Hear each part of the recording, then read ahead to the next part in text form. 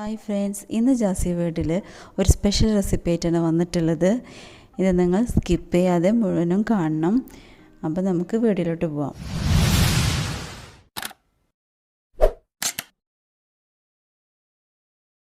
അതിനുവേണ്ടി 1/2 കിലോ ചെമ്മീനാണ് എടുത്തിട്ടുള്ളത്. അതിലേക്ക് 1 വലിയ സ്പൂൺ മുളക് പൊടിയും 1/4 ടീസ്പൂൺ മഞ്ഞൾപ്പൊടി, ചെറിയ സ്പൂൺ ഗരം മസാലപ്പൊടി, ഇഞ്ചി വെളുത്തുള്ളി പെരുംജീരകം കൂടി ചേർത്ത് ചതച്ചെടുത്തതാണ്.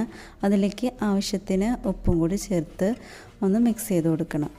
മസാല എല്ലാ ഭാഗത്തേക്കും തട്ടുന്ന രീതിയിൽ വേണം മിക്സ് ചെയ്ത് കൊടുക്കാൻ. ഇനി ഇതൊരു അരമണിക്കൂർ റെസ്റ്റ് ചെയ്യാനായിട്ട് വെക്കണം.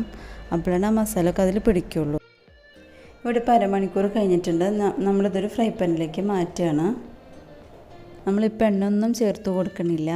അല്പം വെള്ളമൊഴിച്ച് വേവിച്ചെടുക്കുകയാണ് ചെയ്യുന്നത്. ഇത് ആദ്യം വേവിക്കുന്നതെന്ന് വെച്ചാൽ ചെമ്മീൻ നന്നായി സോഫ്റ്റായി കിട്ടാനാണ്.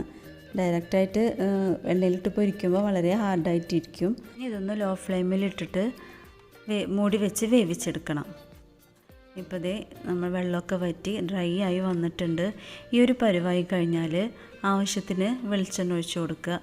പിന്നെ പ്രത്യേകം ശ്രദ്ധിക്കണം, വെളിച്ചെണ്ണ തന്നെ ഉപയോഗിക്കണം. ഓയിൽ അങ്ങനത്തെ ഒന്നും ഉപയോഗിക്കരുത്. കാരണം വെളിച്ചെണ്ണയാണ് അതിൻ്റെ മണവും ടേസ്റ്റും ഒക്കെ കിട്ടുന്നത്.